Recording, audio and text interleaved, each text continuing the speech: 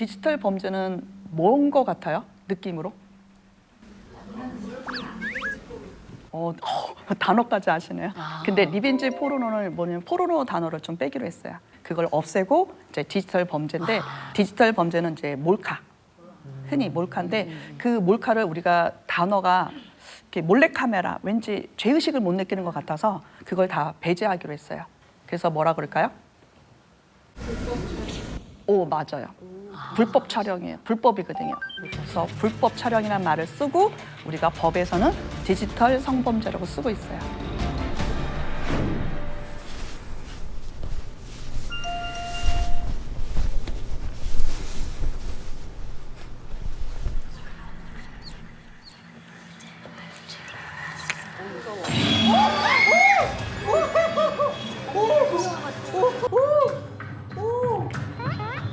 와.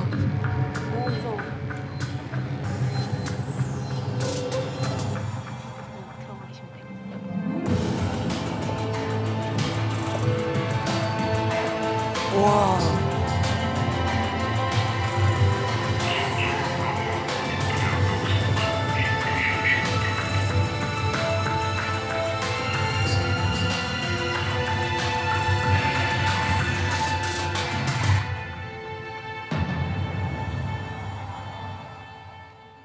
너무 무서워요. 깜 놀랐어요. 저는 옆에 분이 너무 무서웠어요. 미안해요. 진짜 너무 놀래가지고. 부산지방경찰청에서 직접 만든 영상이에요. 근데 그거를 올렸더니 2주간에 2만 6천 명이 다운로드한 거예요. 그래서 여기 왜 귀신 분장을 했을까요? 그 많은 분장 중에. 피해자들이 다 자살했어요. 많이 자살해서 하늘나라에 가서 니네들이 다 죽였다. 많이 봐서 공유하고 넘기고 클릭해서 나 한번 볼래? 너도 같이 볼까? 이래갖고 수없이 많은 여성들이 삭제하려고 했는데 삭제가 안 된 거예요. 그래서 결국 하늘나라 간 여성들이 꽤 많이 있어요. 그래서 귀신으로 분장한 거예요. 보는 것도 범죄다. 그래서 다 삭제하거나 공유 안 했으면 좋겠어요. 여기 몰카가 숨겨져 있는데. 예? 여기에요? 네, 녹화장에. 어디요? 어딜 것 같아요?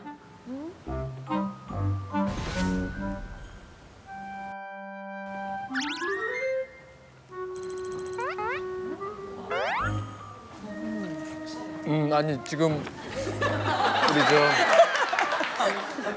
철수 영희 분들 오신 분들 중에서 이게 몰카라고 얘기를 하셨어요.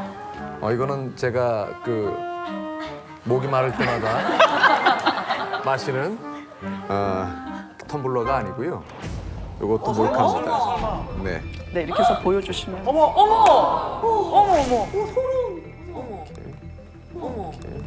네, 카메라 지금 이제 작동이 사용법까지. 되는 거죠. 네, 웬일이야. 여기 어머, 이제 미쳤어. 카메라가 있거든요. 나 이렇게 진짜 되어 있고요. 어떡해. 그다음에 이거예요. 핸드폰이잖아요. 아이폰처럼 똑같아요. 넘어가요. 얘도 이렇게 넘어가고요. 작동 다 돼요. 아이폰이에요, 네. 진짜. 근데 얘가 어떻게 되면 한번 보여드리면 네, 다 마이갓. 카메라.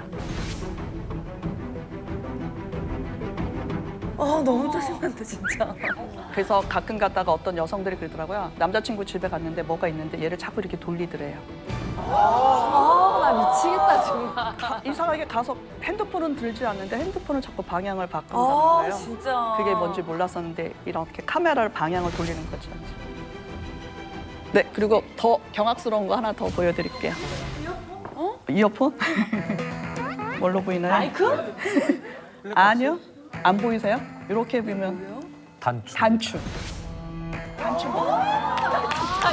미치겠다. 이렇게 단추 몰카가 있냐 없냐 했을 때 단추 몰카. 그러니까 이렇게 귀에다가 넣어놓고 네. 내 옷에 와이사스에 이렇게 집어넣어서 단추 단추인 것처럼 구멍이.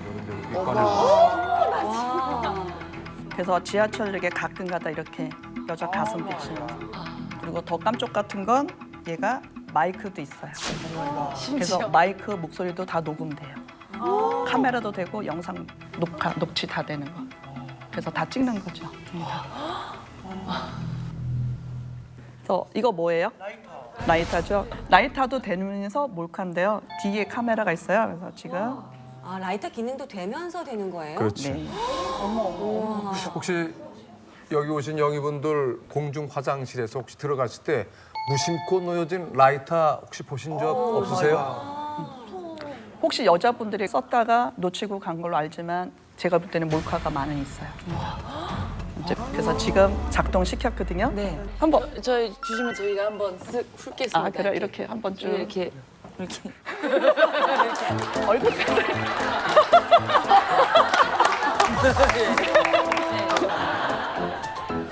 한번 볼게요 영상. 우리 이제 영미 씨 콧구멍 보실 거예요. 어머, 잘 찍혀. 어머 화질 봐 화질 봐. 어머 세상에.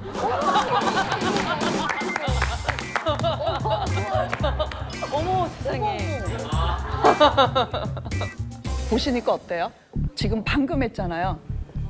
근데 아무도 이걸 찍을 거라 생각을 해요 못해요? 아무도 못하죠. 그러니까요. 아, 너무 소름 끼쳐요 진짜. 아니 어떻게 그래서 작년 8월에 뭐 휴가철에 집중 단속을 했대요. 50일 만에 잡힌 수료가 1,000명이 넘는데요. 그렇게 많구나. 제가 만났던 사람 중에 이제 들었던 얘기 중에 되게 놀랬던 건 비데 있죠, 비데.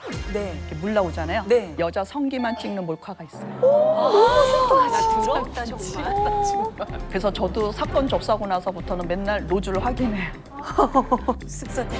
그래서 낙서통에 이 노즐이 쭉 있었던 거죠. 줄을 연결을 해서 직접 사서 하는 게 아니라 본인이 그걸 만들어서 낙서통에다가 몰카를 설치했고 여성 한 명이 화장실 갔다가 이거 뭔가 이상하다 싶어서 잡아 당겼대요. 그랬더니 몰카가 나온 거예요. 그래서 회사에다가 신고를 한 거예요. 경찰을 불렀겠죠. 근데 경찰들이 지문을 검사해 봤더니 한 사람 거가 지문이 다량 나온 거예요. 그러니까 사람들이 범인이다. 그래서 추측을 해서 사람들하고 막 얘기를 한 거예요. 그랬더니 사람들이 전부 다 우리 공무원이 그럴 리가 없다. 만약에 예를 들면 대기업이면 대기업이 그럴 사람이 없다. 이건 바깥 소행이다. 그래서 생수 배달원부터 택배하도까지 다 지문 검사를 한 거예요. 결국 지문 검사 후 99.9% 일치하는 지문이 나왔어요. 고위 간부로.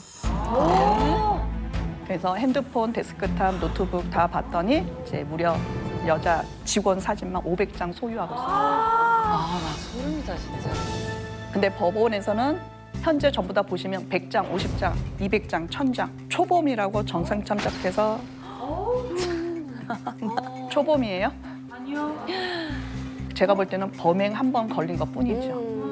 수없이 많은데 우리나라 그냥 초범의 이유로 그냥 다 판결이 난 거. 근데 인터넷에서 팔리는 게 문제죠. 그러니까. 그래서 이게 저희가 합법적인 거예요? 팔리는 게? 불법 아닌가요? 등록자 허가자 아니면 이걸 팔지 말았는데 이걸 아무도 그럴 수가 없다고 그래서 그냥 하고 있는. 그리고 더 놀랬던 건 저런 몰카 탐지기가 있거든요. 몰카와 몰카 탐지기 어느 거가 성능이 더 좋을까요? 몰카. 몰카가 더 성능 좋아서 얘는 있으나 마나한 것처럼 되고 있어요. 더 발전이 돼야 될 것 같긴 해요. 그루밍이라고 혹시 들어보셨나요? 아, 고양이. 자기 잘 꾸미고 뭐 이렇게 그런 것도 그루밍 아니에요? 아, 잘 꾸미고 맞아요. 왜냐면 고양이가 털을 자기 거를 핥아. 자기가 자기 거를 이렇게 잘 꾸미는 거죠. 어떻게 보면 이게 수법이에요, 가해자한테. 가해자가 피해자를 길들여요. 아주 자기한테 용이하게. 이게 6단계로 밝혀진 게 있거든요. 우선 첫째, 피해자를 골라요. 누굴 고를까요? 만만한 사람. 약자, 알바, 비정규직, 어린 여성, 부모님이 없거나 일을 못했거나 그리고 지금 꿈이 너무 많아. 하고 싶은 게 너무 많아. 근데 아무도 안 도와주는 애. 예리하게 딱 잘 찍어요. 그걸 타겟이라 그래요. 그래서 취약점을 파악을 했어요. 그다음에 뭐예요? 신뢰를 얻어요. 내가 이런 능력이 있거든. 내가 이런 걸 줄 수가 있어. 특히 애들한테는 뭘 하나 주는 거죠. 초콜릿 주거나 뭘 주거나 신뢰성을 얻는 거예요. 그리고 다른 사람은 내가 인사권이 있어. 네가 쬐끔만 해봐. 그리고 너 이런 것만 해보면 너 진짜 이쁨 받을 텐데. 신뢰를 얻는 거예요. 왜? 일을 잘하니까. 그리고 나한테 도움을 주니까. 그다음에 또 뭐냐면 그거에 대한 충족을 시켜줘요. 왜? 피해자가 원하는 게 있거든요. 왜냐면 일찍 퇴근하고 싶다면 일찍 보내주거나 내가 이런 걸 하고 싶은데 그거 제안 너무 좋다고. 더 많은 것들을 욕구를 충족시켜 주니까 뭘까요? 더 신뢰가 커지겠죠. 너무 좋으신 분이야. 거기까지는 좋았다가 이제는 뭘까요? 고립시키는 거예요. 그래서 소문을 내는 거죠. 얘가 일을 못한다던가 아니면 얘가 문제가 많다던가 그리고 얘가 내가 도와주는 애라고. 근데 애가 아직은 약해. 내가 좀 더 손을 봐야 돼. 뭐 이런 식으로. 아니면 반대도 있어요. 너무 친하다고. 너무 친해서 둘이 먼 사이야? 그럼 뭘까요? 피해자는요. 너무 잘해주면 너무 잘해준다. 잘해드려야지. 근데 너무 못해주면 이쁨 받아야지. 내가 더 열심히 해야지. 잘 보여야지. 더 잘 보여야지. 더 잘해주겠죠. 너무 치밀해요. 지능적이다, 지능적. 그런데 이제는 성적으로 목표가 나오는 거예요. 이제 유도하는 거죠. 아까 갑자기 다리가 아픈데 너랑 나랑 영화 갈래? 술 먹었는데 잠깐 나 집에 가기 싫어. 수없이 많은 걸로 설마 그럴까라고 생각을 못하게 만드는 거예요.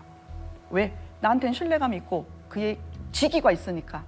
설마 부인 있는 분이, 설마 명예가 있는 사람이, 설마 누군가 다 좋아하는 사람인데 설마 나한텐 그럴 리가 없겠지 하면서 갈 수밖에 없어요.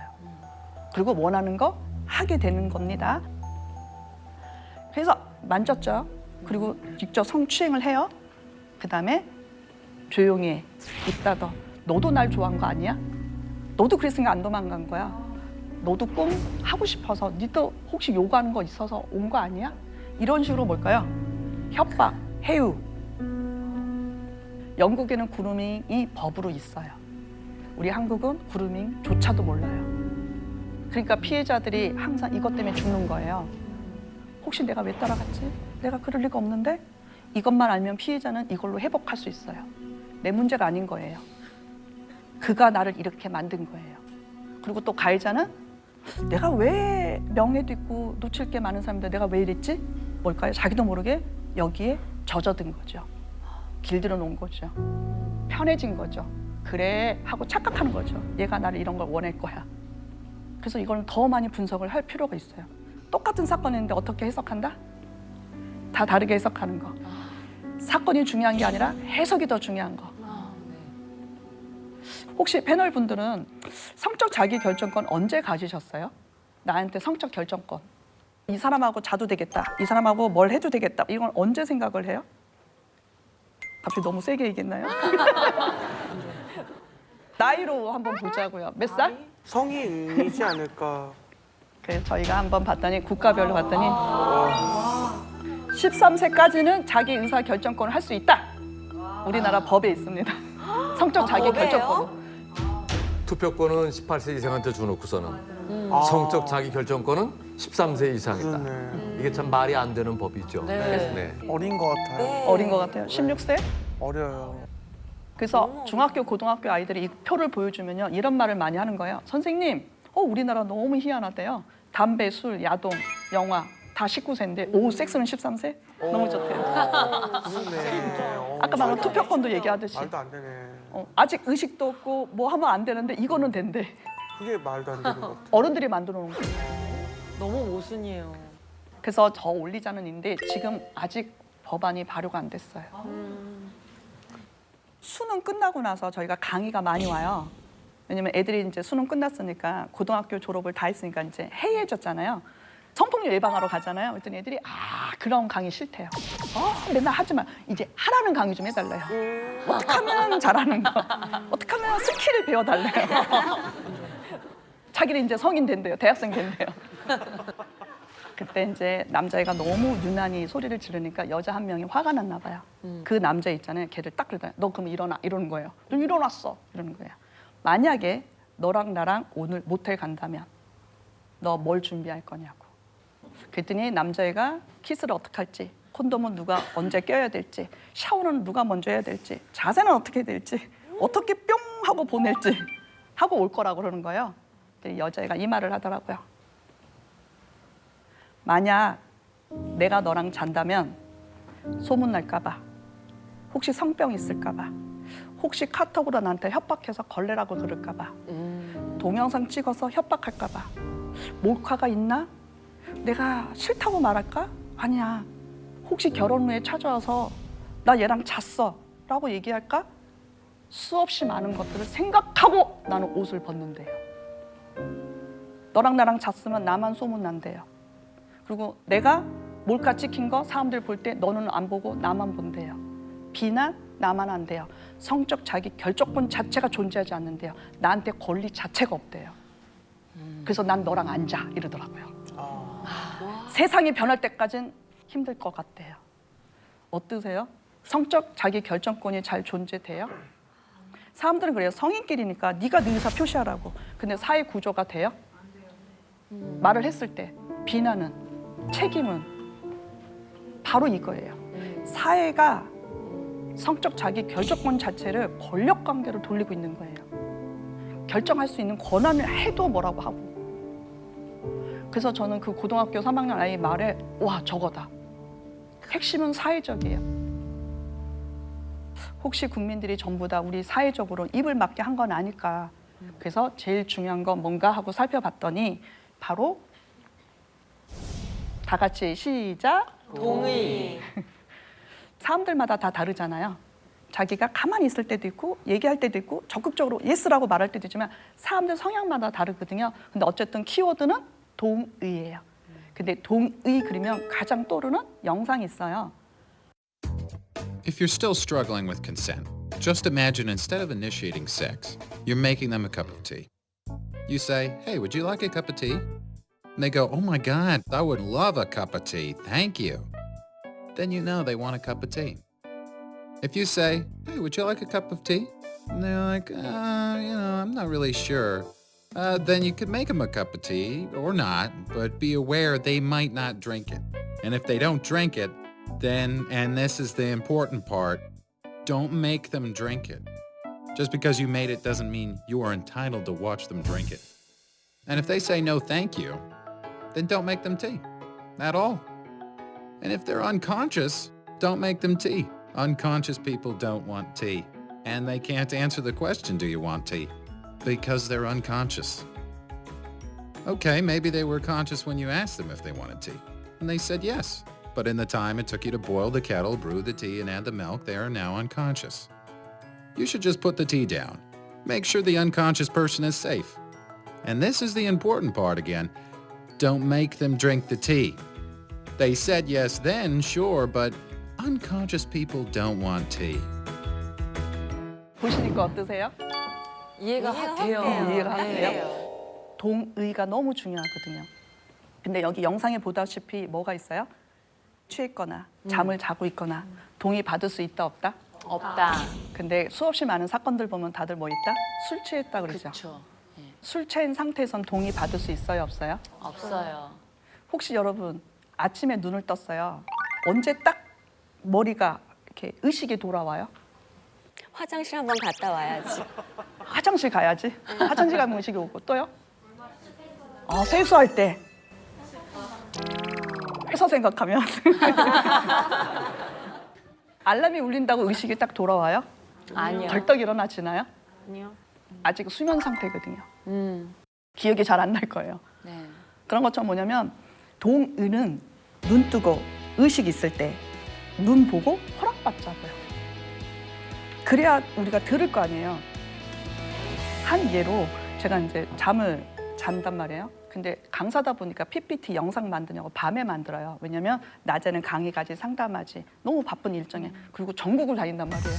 그래서 2시, 3시에 그냥 허겁지겁 이렇게 시체처럼 잤단 말이에요. 근데 어느 날 다음 날 딱 봤더니 핸드폰에 문자가 있는 거예요. 족발 32,000원. 이게 뭐지? 내가 먹은 적이 없는데? 아들 이거 뭐야? 그랬더니 엄마 내가 이렇게 엄마 깨웠대요. 족발 먹어도 돼? 나 엄마 카드 써도 돼?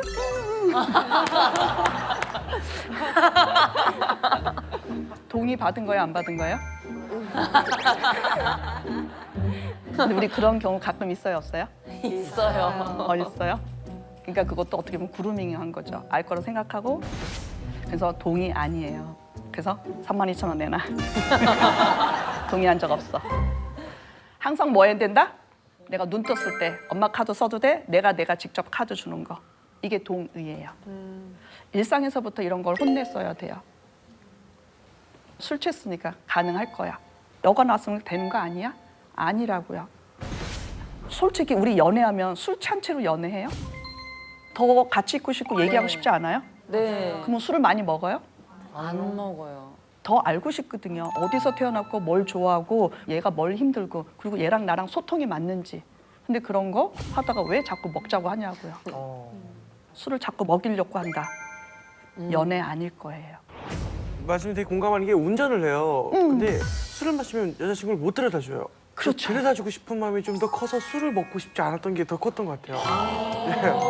아니 이거 데려다 주고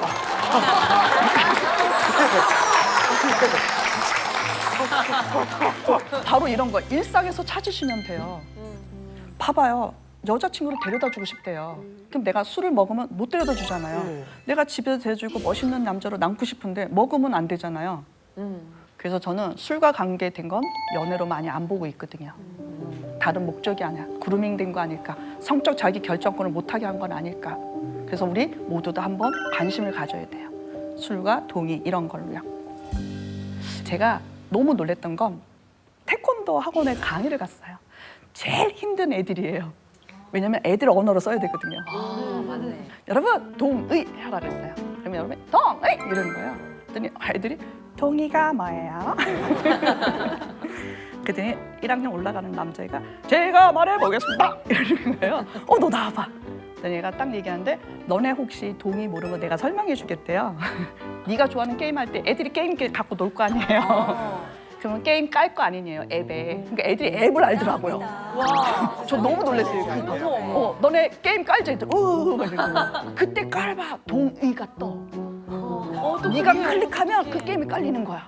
그게 동의야. 그랬더니 이러는 거야. 7살 수준이 딱 좋네요. 꼬마이가 뭐라고 했냐면 니네들 게임 깔잖아. 근데 알고 봤더니 영어 버전이야. 내가 못하는 거야. 한국 버전을 하려고 했는데. 그래서 자기가 삭제했대요. 볼게요. 동의. 내가 가해자를 따라갔어요. 동의했어요. 하지만 뭐예요? 여러분이 아니야. 사탕 안 줘. 허벅지 만졌어. 그러면 내가 삭제해야 되는 거예요. 동의했어도 열어봤더니 아니면 범죄예요. 네 집 아들인지 궁금하네요. 진짜 부럽다. 나도 그런 생각 못했어요. 동의하라고. 근데 그게 아니에요. 동의한 거 가지고 너무 수치심, 죄책감. 내가 혹시 왜 그랬을까? 동의한 거 아닐까? 내 책임 아닐까? 아니에요. 여러분이 나랑 달랐던 거예요. 여러분, 핸드폰 녹음 합법일까요? 불법일까요? 몰래 하면. 불법. 무동의. 핸드폰 녹음 합법이거든요. 내 목소리만 들어가면. 내 핸드폰이고 내 목소리잖아요. 그러니까 내 핸드폰인데 내 목소리가 없는 건 도청이 돼서 불법이에요. 내 목소리가 있으면 합법이에요. 회식을 해요. 근데 너무 성희롱하는 사람이 있어요. 그럼 이미 핸드폰 켜고 기다리세요. 미리 터질 일을 예측했잖아요. 네. 저 사람은 나한테 올 거니까. 그리고 앉아 있으세요. 어떻게 해요? CCTV 있는 곳에 앉으세요. 증언 믿을까요? 증거 믿을까요? 증거. 사람들은 신기하게도 증거 믿어요. 근데 녹음도 잘 하셔야 돼요. 언제 어디서 무엇을 어떻게 했냐 다 들어가야 돼요. 그럼 어떻게 해요? 김땡땡 부장님 이렇게 이름 다 부르셔요. 김땡땡 교수님 지금 9시가 됐다고 땡땡도 호프집에서 뭐 하시는 거냐고. 화장실 가려고 그러는데 왜 자꾸 다 이렇게 빼갖고 엉덩이가 자꾸 닿지 않냐고. 지금 2번이나 닿았다고. 엉덩이 2번. 그냥 말하세요. 어딜 치세요? 그러면 어딘지 몰라요 우리가. 녹음이니까. 그러면 녹음 완벽하잖아요. 그래서 달달달 떨면서 갖고 와요 다들. 강사님 녹음했어요. 바로 이게 미리 터질 걸 예측한 거죠. 이제는 더 신은 안 당해. 그래서 녹음하는 피해자 남성 여성 꽤 많이 있어요. 근데 더 중요한 건 위두유도 있더라고요. 옆에서 녹음하는 사람들이 있어요. 피해자는 녹음 못했어요. 제가 도와드릴게요. 녹음했어요. 저 진짜 눈물 많이 나요. 도와준 분 있더라고요.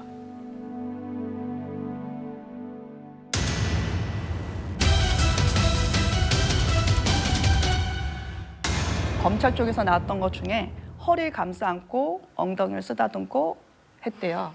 높은 분이 있어서 말을 못했을 뿐이래요. 아무도 항의하지 못했대요. 근데 피하려고 노력했대요. 그러면 나한테 누군가 엉덩이를 만져. 그럼 어떻게 하면 돼요? 왜 어딜 만지세요? 언제 만지세요?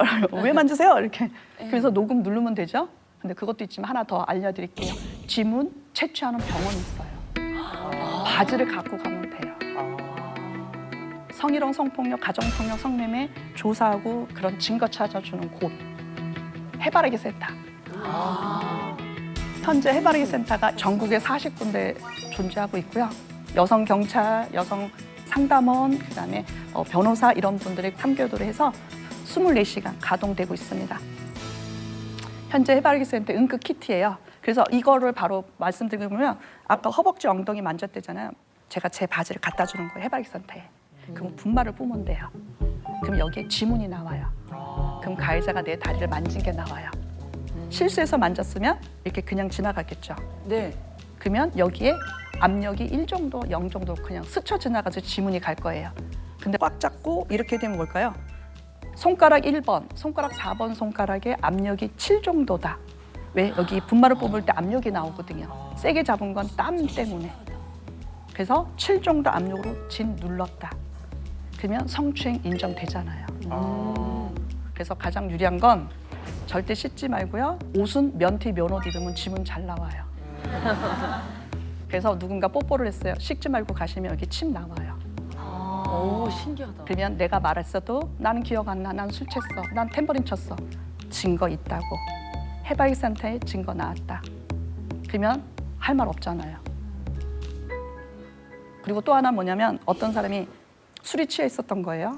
그래서 여성이 잠깐 자는 사이에 유부남 남자가 권력관계로 여자 손을 꽉 잡은 거예요. 살짝 뺀 거야. 여자분은 되게 화가 났대요. 연인도 아니고 아무것도 아닌 사람이 집 방향 갔다는 이유로. 대리 아저씨도 있었거든요. 대리 기사 아저씨도. 근데 바로 해바라기 센터 가서 여기에 세포 조직 다 나왔거든요. 그리고 더 놀랬던 거 대리 기사 아저씨가 차에 블랙박스를 돌려놨대요. 다 찍었대요. 바로 이게 위도. 그 대리 번호를 따가야 되겠네요. 진짜 너무 사람마다 멋있다. 다르겠죠. 사람마다 다른데 마침 그 대리 기사 아저씨가 술 취한 사람이 참 이렇게 하네? 이건 아니다. 그래서 봤더니 차 블랙박스가 밖에 찍잖아요. 이걸 돌리면 안으로도 찍을 수 있잖아요. 얘가 돌아가는 걸 알고 돌린 거예요. 그래서 수사 협조해줬고 그걸로 이긴 사건도 있어요. 진짜 멋있다. 그러면 해바라기 센터 누가 많이 오나 봤더니 보면 어떠세요? 통계를 보실 때 남자분들도 온다는 거 아세요? 네. 남자분들도 미투 했으면 좋겠어요. 가해자가 대부분 누굴까요? 남자 가해자가 많아요. 9대1 정도예요. 남자가 남자 가해를 하고요. 여성 가해자도 있어요. 그래서 우리가 한 번 더 권력 관계를 봐야 되고요. 해바라기 센터 이렇게 많은 사람이 오는데 이거 혜택 못 받은 사람도 많잖아요. 홍보가 안 돼 있잖아요. 국민들이 모르잖아요. 해바라기 센터 더 많이 설립해야 되고요. 여기에 지원 많이 필요해요. 한 부처만 도와줄 게 아니거든요. 근데 한 부처만 막 책임을 수긍하는 건 너무 화가 나더라고요. 전체가 전부 다 도와줘야 돼요. 그러지 않은 한 우리는 너무너무 힘들거든요. 농장과 그 식당을 들이쳐갖고 검거할 때 저 사진이 있어갖고 저 사진을 왜 걸어뒀을까라고 본인한테 물어봤는데 너무 따뜻해 보이잖아요. 대답은. 실제로는 잡아먹었습니다. 실제로는 잡아먹었습니다. 그래서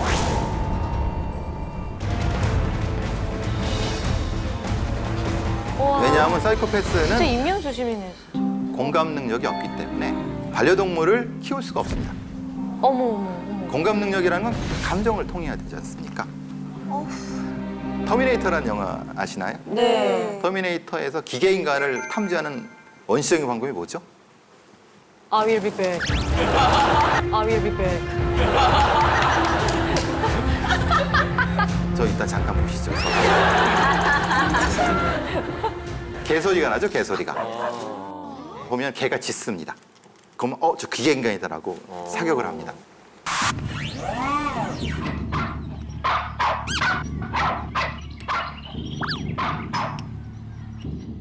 동물들은 얼굴 표정을 봅니다. 사람의 표정을 봅니다. 그러니까 기계 인간은 표정이 없는 겁니다. 그 로봇이니까요. 그래서 보통 우리가 반려동물을 키우시지 않습니까? 개도 이렇게 눈을 쭉 보고 하죠. 근데 서로 교감을 하는 거지 않습니까? 근데 이제 교감을 못 하니까 이게 키울 수가 없는 겁니다. 사이코패스의 특징을 앞에 나온 걸 조금 정리를 하자면 세 가지 정도입니다. 아주 극단적인 자기 중심성입니다. 그러니까 아까 말씀드린 그런 거죠. 자기밖에 모릅니다. 그러니까 주변에서 사람이 죽어가도 자기 여기 칼 자국 나는 데서 응급실에 갑니다. 그래서 의사한테 뭐 빨리 좀 해달라고 하는데 옆에서 사람이 죽어갑니다.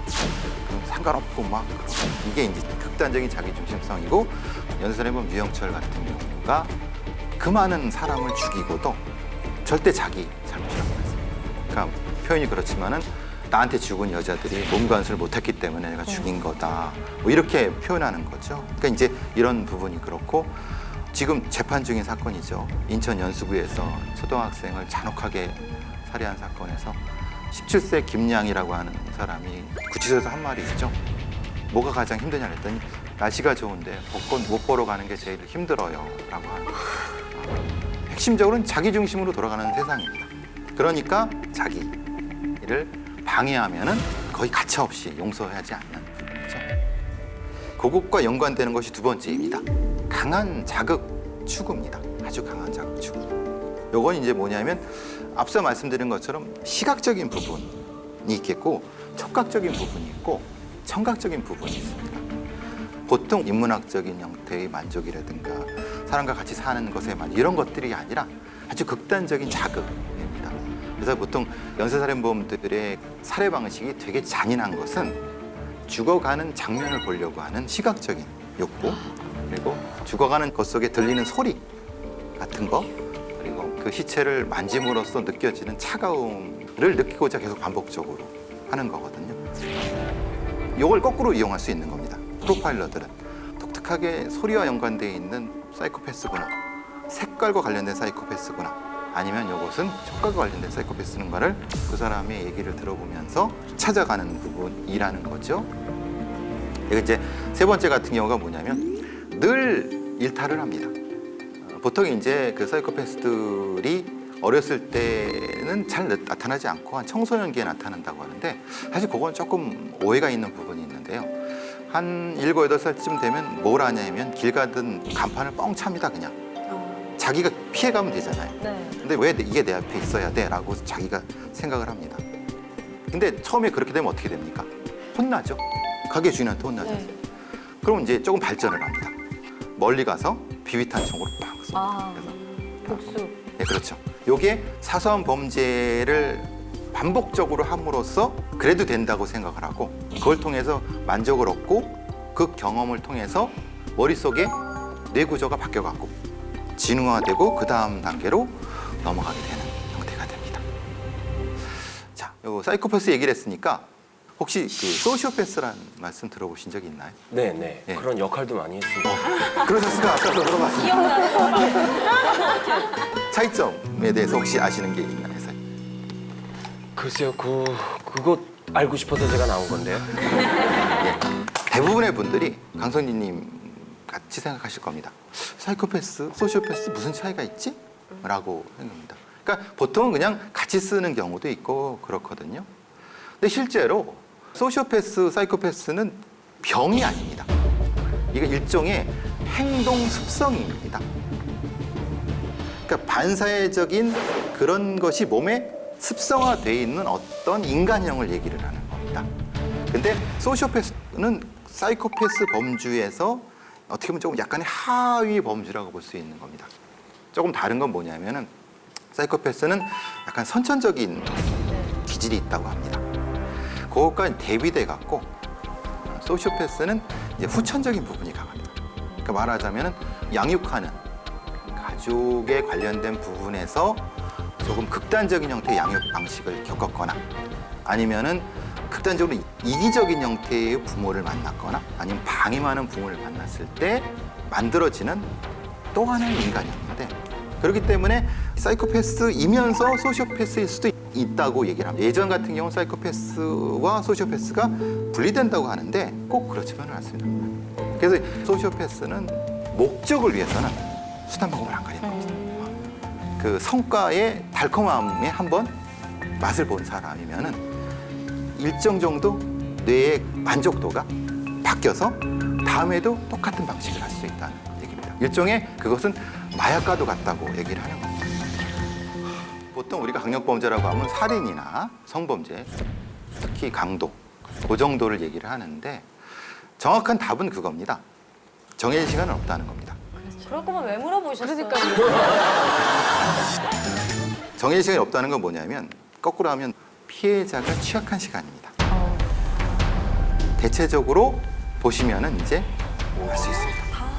그거 낮 시간이네. 예. 요거는 이제 마포에서 벌어졌던 연쇄 강간 사건을 일별하고 있습니다. 보시면 아시겠지만 다른 것보다는 어떻습니까? 너무 밝을 때. 예, 그렇죠. 피해 시간. 근데 요거는 어떻게 해야 되냐면요. 피해자의 연령과 연관시키면은 충분히 이해할 수가 있습니다. 13세 분이 왜 3시 30분에 피해를 당하죠? 학교 시간. 그렇죠. 하교를 했는데 한부모 가정이거나 아니면은 뭐 맞벌이 하시는 부분이라는 거를 그렇기 때문에 그렇죠. 근데 그걸 어떻게 알았을까요? 사전에 미리 조사. 그렇죠. 그렇습니다. 이런 종류의 범죄를 저지르는 범인은 굉장히 사전 조사가 치밀합니다. 그리고 충동적인 게 아닌 거예요. 그렇죠. 성과 관련된 범죄에는 80%가 누구라 그랬죠? 면식범. 그렇죠. 예. 비면식은 충동성이 있잖아요. 그죠? 말하자면 으슥한 어떤 골목에서 우연히 이제 범죄를 당한다라고 하는 것도 20%가 있습니다. 근데 상당히 다수는 그렇지 않습니다. 저 표가 그걸 말해줍니다. 지금 27세의 저 분은 저 시간에 왜 범죄를 당했을까요? 밤에 일하시고 아침에 주무시는 땡! 땡. 저분은 가정주부셨어요. 다 출근하고. 네, 그렇죠. 예. 남자가 없을 때. 그렇죠. 예. 그건 역으로 생각하면 어떻습니까? 그 범죄자는 관찰하고 있었다는 거. 자, 그 다음에 뭐 시간대는 뭐 26세, 2시, 뭐 18세, 4시 40분 아까 말씀드린 거랑 같다고 생각을 하고요. 이게 동일범의 소행인 거예요? 예, 동일. 우리나라의 연쇄 성범죄의 특성은 한 범인이 최대 100건 이상 넘게 합니다. 그러니까 아니 그때까지 안 잡아주시고 뭐 하는 거예요 정말. 그러니까요. 실제로는 뭐냐면은 우리는 암수범죄가 많습니다. 왜냐하면 2013년도 이전에 친고죄가 폐지됐지만은 친고죄 이전에는 실제로 신고를 하고 해야지만이 가능한 부분이기 때문에 실제로는 그런 부분이 분명히 있습니다. 그래서 한국형사행정연구원에서는 연구 결과에 의하거나 대검찰청 범죄 보고서 같은 데를 보더라도 성범죄 같은 경우는 지금은 조금 다르지만 실제에 신고되고 처리된 사건이 10건이라고 하면 그 지역에서 100건이 벌어진다고 생각하시면 됩니다. 침입 방법도 잠깐 보시겠지만 우리가 이런 강력범죄를 생각했을 때 무시무시한 무기를 가지고 협박해서 들어갈 거라고 생각하시면 절대 그렇지 않습니다. 절대 그렇지 않습니다. 제일 많은 게 이제 따라 들어가기입니다. 문이 열린 상태로 따라 들어가는. 여러분 상상도 못 하셨겠죠? 당연히 이런 범죄자들은 문을 따고 막 부수고 창문을 깨고 막 들어올 거라고 생각하시죠? 근데 그런 경우는 훨씬 적습니다. 저기서 보시는 것처럼 따라 들어가기 아니면 숨어 있기, 택배 가장 뭐 이런 것들. 그러니까 지능을 이용하는 방법들입니다. 근데 그거는 마찬가지입니다. 시간대와 연결해야 됩니다. 낮 시간대니까 방심을 하게 되는 거죠. 그 낮 시간도 어떤 낮 시간이냐면요. 낮과 밤이 변하는 시간입니다. 보통 5시, 6시 그 사이. 그러니까 활발하게 움직이고 있어갖고 저 사람이 진짜 범죄로 들어간 건지 아닌지를 착각하게 만들 수 있는 것. 그게 강력범죄의 문제죠. 밤에는 오히려 문을 더 잠. 그렇죠. 꽉꽉 잠굽니다. 그리고 경계를 합니다.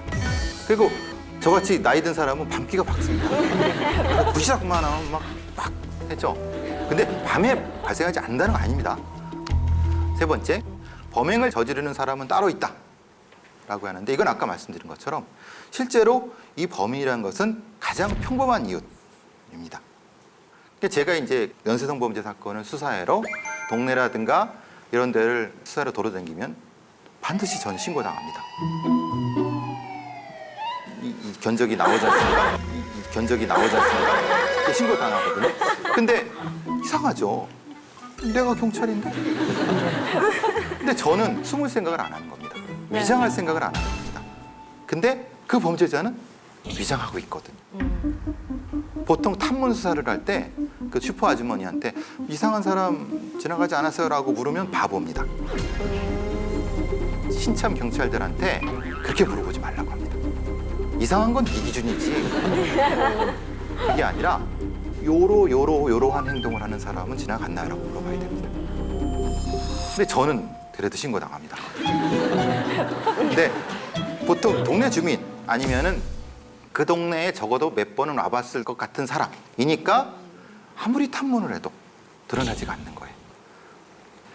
2006년, 2007년 사이에 저런 사건이 있었습니다.